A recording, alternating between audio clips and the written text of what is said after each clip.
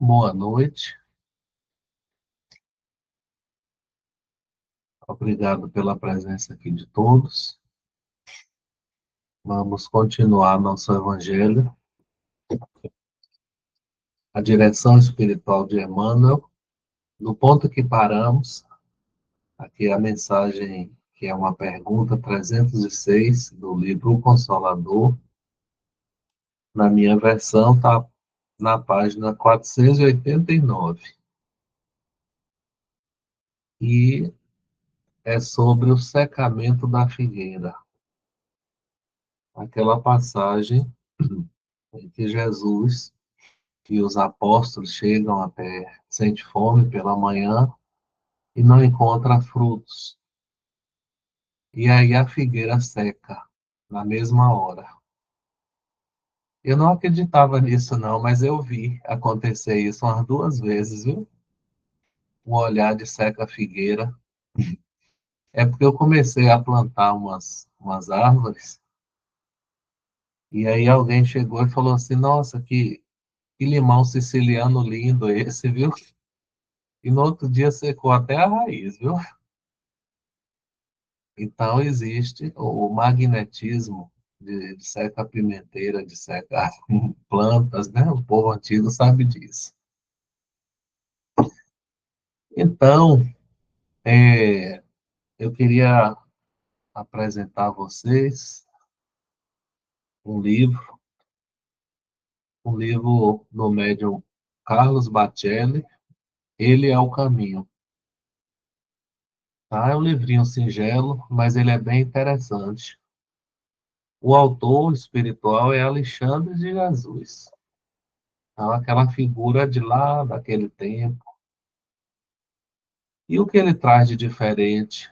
Ele traz o complemento de histórias que aparecem no Evangelho, como se os espíritos tivessem acesso a uma biblioteca espiritual e aí pudessem pegar algumas informações e trazer a mais. Tá? Por que eu trouxe esse livro? Porque ele é o caminho, porque nesse episódio da figueira seca, quando os apóstolos começaram a desconfiar da maldade de Jesus em relação à plantinha, começaram a murmurar entre si, veja que ele é igual a gente, tá vendo? Ele se revelou como ele é, tá? Então existe isso também. A pessoa pode se dedicar 30 anos no bem, no dia que ela escorrega, alguém vai dizer, olha, finalmente a pessoa mostrou quem é de fato. Mas esse autor ele traz que o mais à frente, caminhando, eles encontraram um mau cheiro de cadáver apodrecido, e aí eles começaram a desconfiar de que havia algum poço envenenado, alguma coisa, até descobrir que eram figos, né, envenenados. E que aqueles homens, a criança, até os animais que estavam mortos, estavam com o resto de figos mordidos. E ele, então, teria evitado com isso o mais tragédia. Ou seja, foi um bem que Jesus fez, eliminando uma árvore venenosa. Tá? Mas, aqui em nossa pergunta, né, a frase diz assim, ó, e tudo que pedirdes na oração, crendo, o recebereis. E aí nós arranjamos logo um jeito de materializar a coisa, e dizer assim, então pronto, eu vou pedir coisas aqui materiais, né? Então, o livro Consolador questiona, e tudo que pedires na oração, crendo, recebereis. Este preceito tem aplicação no que se refere a bens materiais? Emmanuel respondeu de forma indireta, ele preferiu focar na atitude correta. E a atitude correta não é ficar pedindo nada a Deus, é pelo contrário, é entrega, é confiar na guiança, na condução divina. Algo como a prece diz assim: seja feita a tua vontade, Senhor, tá? No lugar de pedidos. Nós somos pedinchões, viu? É, a gente já acorda de manhã orando a Deus e pedindo qualquer coisa. Mas poderíamos acordar pela manhã e perguntar assim: o que é que hoje eu posso ajudar no plano de Deus? Muda, né? Acordar pela manhã, como eu posso contribuir hoje para o reino de Deus, que é o reino de amor, né, de paz, o reino e não e não o que é que eu quero que Deus faça por mim. Então, Amélia Rodrigues também relata o prosseguimento, tá? Na obra dela sobre o Evangelho, por exemplo, o jovem rico. O jovem rico, ela coloca que no final ele disputa um torneio de bigas, que era aqueles cavalos que corriam com os carrinhos de duas rodas, e aí há um acidente e ele falece logo ali. Então, a Amélia também traz essas notícias aí sobre Maria de Magdala, sabe? Maria de Nazaré. Então, são obras mediúnicas que nós temos essa vantagem de poder ir acompanhando nesse dinamismo que é a doutrina maravilhosa, nessa revelação progressiva, que é o caráter do Espiritismo. Então, Emmanuel faz isso, olha, o foco é na entrega, na atitude correta, né? E aí ele diz assim, Deus proverá o que for o CN, tá? Eu gosto de gravar as coisas assim, viu, Ângela? O que é o CN? Ele vai provendo o que é útil, conveniente e necessário.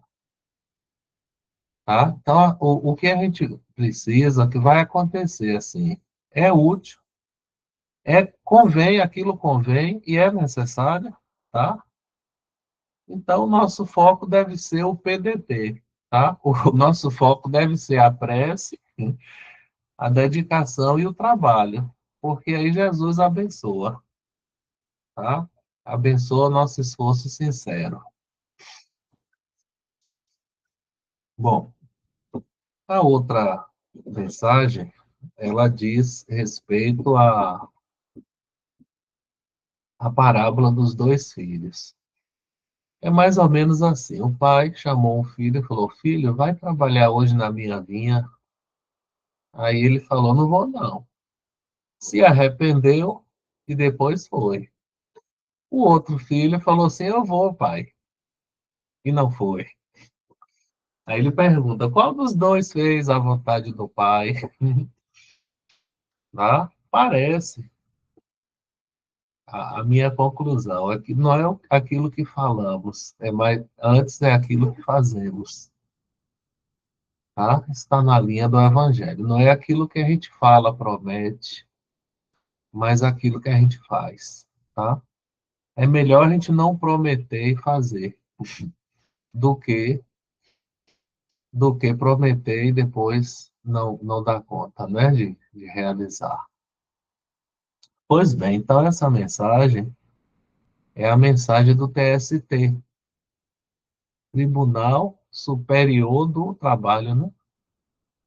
Só que é Tribunal Superior do Tempo, é o TST, tá? Então, a frase do Evangelho diz assim: filho, vai trabalhar hoje na minha vinha, tá? Então, é um convite para nós sermos trabalhadores da vinha de Jesus. Já vimos que a terra é a vinha de Jesus, né? E podemos colaborar para um mundo melhor. Então, a mensagem é: trabalha e serve, ou trabalha servindo no tempo, porque ele usa o TST, trabalha servindo no tempo. Ele usa essa frase em várias situações, tá? Então, a mensagem diz que nós devemos trabalhar e servir no tempo, ou seja, usar o tempo que a gente tem de vida para trabalhar e servir, mesmo se a dor estiver presente, porque a dor às vezes é motivo para paralisar, não é, Iva? Então, mesmo que a dor esteja presente, não devemos entrar em desespero, nem lamentação.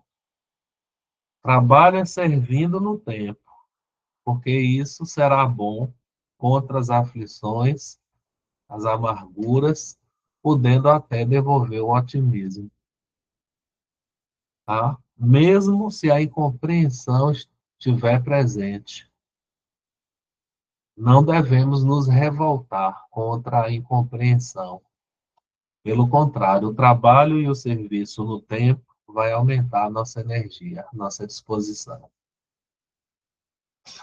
Mesmo que a calúnia esteja presente, a gente não deve chorar nem sofrer inutilmente. A gente deve trabalhar, servir no tempo, trazendo, porque o trabalho e o serviço no tempo traz o reconforto, traz a anulação do mal. Mesmo que o próprio erro esteja presente, tá? Não devemos entrar em remorso nem na inércia. O trabalho e o serviço no tempo reajusta nossas forças e traz de volta o respeito e a serenidade. Mesmo que a enfermidade e a morte esteja presente, Alda, a gente não deve se acabrunhar, porque o trabalho e o serviço no tempo será uma esponja contra as mágoas que renova. Eu gosto de ir no final da mensagem que tem a conclusão, né? Pensa nas dádivas dos dias, trabalha e serve. Cada ano é uma oportunidade, é bem certo. Chega dezembro, a gente já está com a dezembrite, não é? Já bate assim, bate o cansaço, né? E a gente começa a tentar dar conta aí dos compromissos, mas virão os dias aí de renovação, porque nós não somos Jesus, né? Alguém falou assim, olha, Jesus não tira férias. E eu pensei, mas nós não somos Jesus, viu? A gente é filho de Deus frágil, que precisa de um tempinho para renovar, não é, Iranei? Não é, Ângela? Pois é. Mas o trabalho é uma esponja bendita sobre as mágoas do mundo. O serviço no bem é um milagre renovador. Que bênção, né? Que é a pessoa ter um compromisso assim, na luta ou na tranquilidade, no sofrimento ou até na alegria, na tristeza ou na esperança, segue augindo e auxiliando. O que Emmanuel está a dizer é assim, olha, não paralise. Nada deve ser motivo para a gente parar, não é? Trabalhar é produzir transformação, oportunidade e movimento. Servir é criar simpatia, fraternidade e luz. Me lembrei do velho Peixão, não é? Que era o Aristóteles, e ele brincava assim, olha, movimento é vida, e dava os giros, né? Pois é, é, então, é isso aí. A próxima mensagem aqui, Ivana, é uma mensagem que chama explicação. Eu entendi que a explicação que ele quer dar a frase do Evangelho que diz, em verdade vos digo, que os publicanos e as meretrizes vos precederão no reino de Deus. Tá? Patrícia, vos precederão no reino de Deus. Então, essa explicação, primeiro ele diz assim, olha, o sentido não foi afirmar que as meretrizes e os comerciantes atingirão o céu antes dos religiosos. O céu aqui é o sentido secundário, tá? E de acordo com o Espiritismo, não há um lugar circunscrito, onde está reservado para as almas boas. Pelo contrário, as almas boas se reúnem por afinidade e aquele lugar se transforma em céu, né? Eu tenho uma parente que vivia no Recôncavo e ela dizia assim: "Ó, por onde eu andar, eu viajo, parece que a nuvem se forma na minha cabeça e onde eu vou vai chovendo junto, né? A chuva me persegue, né? Principalmente quando passa ali por Santo Amaro, né?" Aí eu lembrei disso aqui, com espíritos bons, onde eles vão, o céu vai perseguindo eles, né? Por isso que tem esse conceito de vales também. O vale é um lugar onde as pessoas atormentadas, revoltadas, se reúnem e ali se transforma num lugar escuro, sofrimento, tá? Quem quiser confirmar, vai lá na Livro dos Espíritos, pergunta 1016 e 1012, lá no finalzinho. Então, não é que as prostitutas e as meretrizes e os comerciantes vão atingir um céu antes dos religiosos, não é esse o sentido. Ele vai explicar qual é o sentido disso. Primeiro, Jesus falava a companheiros petrificados na rebeldia. Tá? Se hoje nós somos crianças espirituais, na época a gente era animais, embrutecidos, né? Fixados nas sombras. Tá? Então, acontece que o religioso está devidamente informado dos deveres da solidariedade, tá? Nos mais acomodados na dureza de coração. A questão aí é a ignorância. Aquele que muito sabe, muito será pedido. Tá? Sem falar da questão psicológica. Tá? Para isso ficar mais prático, eu vou explicar assim: se a gente cortar um abacate, aparecem três camadas: a casca, a polpa e o caroço. Então, na psicologia espiritual, a casca do abacate é a ilusão. A polpa é a verdade. E o caroço é. Aliás, a polpa é o erro, desculpe, gente. A polpa, o verde do abacate é o erro. E o caroço é a verdade. Na linguagem evangélica, a casca do abacate é fariseus, a polpa, publicanos e meretrizes, pecadores, e o caroço é o reino dos céus. Ora, olhando por esse mapa, é fácil de ver que meretrizes e publicanos estão mais perto do reino dos céus, porque eles estão mais perto de dar um pulo para dentro, né, da verdade. Enquanto que o religioso, às vezes, ele dá um pulo para fora do verniz, do brilho falso, da ilusão. Tudo bem. Então, essa mensagem explica que muitas vezes o religioso, acomodado na vaidade, na ilusão, nas sombras, ele vai ter uma situação de mais remorso, de mais sofrimento, tá? E uma pessoa que é, entre aspas, pecadora, ela pode se avançar destemerosa na direção dos cimos, tá? E aí ele conclui: a extensão da falta corresponde à responsabilidade de cada um, porque há diferença entre aqueles que choram e aqueles que fabricam lágrimas. Fazer chorar o próximo.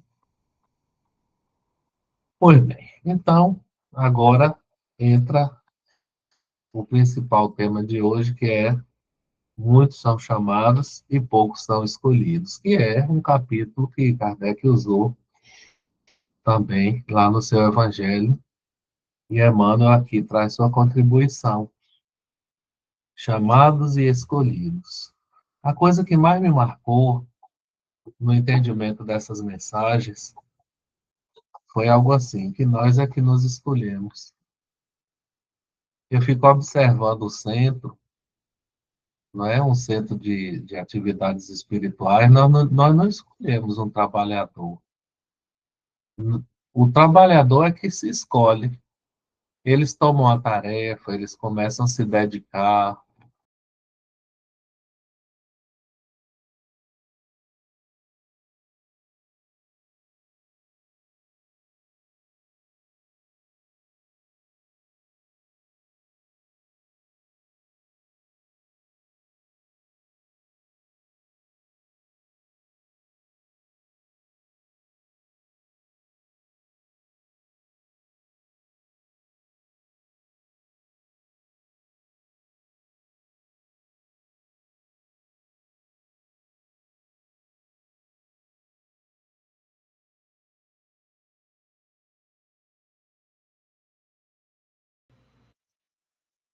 Muito bem, estamos de volta.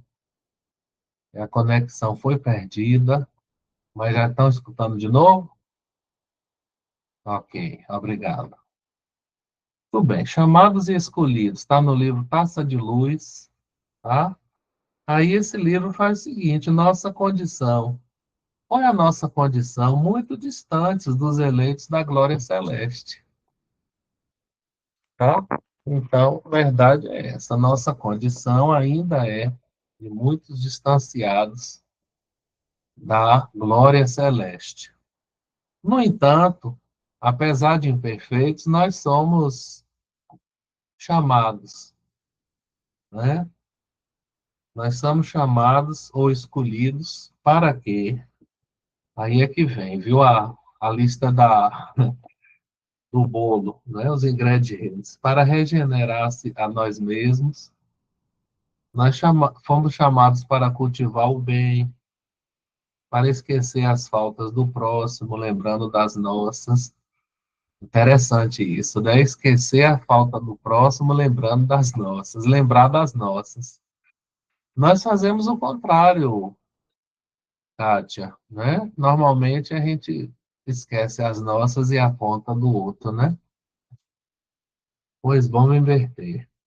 Chamados para perdoar, chamados para viver a cooperação, a confraternização, chamados para auxiliar, para ensinar, aprender, se sacrificar no amparo de alguém, servir além das obrigações, compreender sem exigências. Nossa, que lista grande. Chamados para sermos bombeiros. Sabe o que é bombeiro, Riva? Para apagar os incêndios, viu? Da maledicência, do ódio, das confusões, a discórdia. Chamados para a caridade sem ruído, tá? Caridade discreta, e para negar a própria vontade do ego e dizer sim para a vontade do eu, do self. Tomar a própria cruz, tá? Dos deveres. Aí ele tem uma frase aqui que eu gostei, diz assim, Alda, nossa presença aos estudos do Evangelho, como hoje, expressa o apelo que flui do céu no rumo de nossas consciências. Não deixa de ser um chamado, né? Eis a nossa posição real hoje, chamados para a luz, mas escolhidos para o trabalho. Quem escolhe trabalhar é a gente, tá? A escolha de fazer algo parte da gente, tá? Então, quem escolhe vestir a veste nupcial para ir no banquete é a gente, tá? E a conclusão de Emmanuel, eis a nossa posição real hoje. Se quisermos aceitar a escolha com que fomos distinguidos, estejamos certos de que amanhã comungaremos felizes com o nosso Mestre, tá? Então, nossa escolha é aceitar o chamado e o convite ao bem. E se fazer escolhido, tá? Não é Deus quem escolhe, como dá um privilégio aqui. Ele faz uma seleção. Não. Quem se escolhe é a gente. É a gente que se promove para a gente, né? Tá? Então, outras mensagens confirmam isso. A mensagem do livro Irmão diz assim: a escolha. Que escolha é essa, Riva? Eu botei assim: a escolha de chamar a si mesmo para substancializar elementos na própria vida. Tá? Então, nós somos chamados para crescer, chamados para realizar na própria vida. Tá? Então, muitos são chamados, é uma autoconvocação. Autoconvocação. Eu vou convidar a mim mesmo para, tá? E aí ele fala assim, olha, quem coleciona tentações vai acabar na angústia. A pessoa que cultiva espinhos leva um espinheiro no coração. Uma pessoa que cultiva a amargura alcança o desânimo. A pessoa que gosta de estudar e aprender vai ter o conhecimento superior. Aquele que busca cumprir o dever progride, tá? Então, aí vem uma frase, viu? Opa, essa frase precisa ser dita, viu, Kátia? Teus mais íntimos pensamentos são ímãs vigorosos, trazendo-te ao roteiro as forças que procuras. Tá, Riva? Ó, nossos pensamentos íntimos são ímãs vigorosos, que atraem a realidade por sintonia. Então, aquela história de dizer, eu só atraio gente que não presta, gente que me trai, só me atrai gente ruim, não é você. Não- Desculpe falar, mas ó, a frase aqui, ó, nossos pensamentos mais íntimos são ímãs vigorosos que atraem por sintonia as situações, tá? Então, é a gente que escolhe sempre, viu, Alda? Então, o que que a gente deve fazer? A conclusão da mensagem. Esquece todo o mal para que o bem te enobreça o caminho. Não esqueça que o tempo infatigável dá-nos-á hoje e sempre o lugar que nos é próprio. A vida escolher-nos-á para a treva ou para a luz, segundo a nossa própria escolha. Então, Emmanuel está chamando a atenção aqui. Olha, não é Deus quem escolhe, não. Quem se escolhe é você, tá? Deus só tem as leis dele e funciona. A lei dele funciona. Tem uns dois textos urgentes, né, que Iranei fez a gentileza de compartilhar. Eu vou até agora colocar lá, agora como administradora também do grupo, para colocar para todos, viu, Iranei? Os textos ausentes, quando tiver. Então, o texto ausente, chamamentos. Eu tenho um resumo aqui. O Senhor, chamamentos do Senhor ao testemunho de serviço, tá? Então, se nós encontramos a vida, dureza de coração, é que nós estamos sendo chamados para o exercício da piedade. Se encontramos a dor, somos chamados para fazer o reconforto. Se encontramos a sombra, para levar o bem. Se encontramos a discórdia, para levar a harmonia.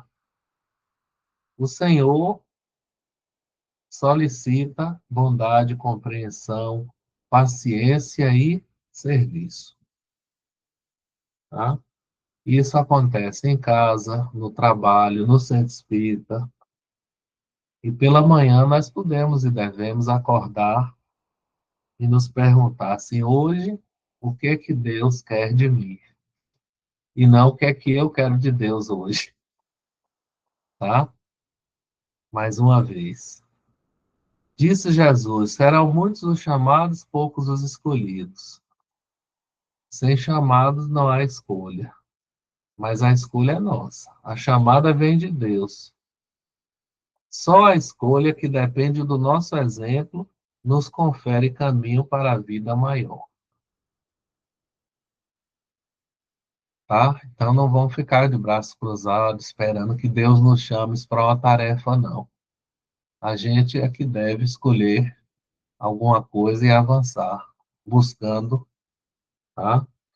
E uma última mensagem para encerrar, né? Entre chamados e escolhidos, ele faz uma metáfora do senhor da vinha com uma oficina terrestre, onde várias pessoas são admitidas, e a pergunta que ele faz é: quantos se portam à altura dos compromissos assumidos? Há trabalhadores que devoram o tempo, há outros que se revoltam, outros se desanimam, e ele chama isso daí de servos inoperantes. Os servos inoperantes, na parábola dos trabalhadores da vinha, aparecem como servos desocupados, né? Mas eles estavam assim porque não tinham encontrado um emprego, tá? E não por opção. Então, ele conclui assim: devemos escolher a luz e o amor como normas de vida, e assim edificaremos o serviço verdadeiro.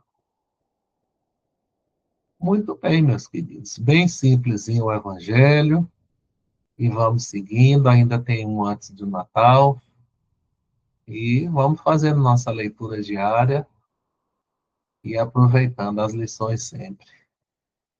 Muita paz e até a próxima vez. Vamos encerrar aqui a gravação.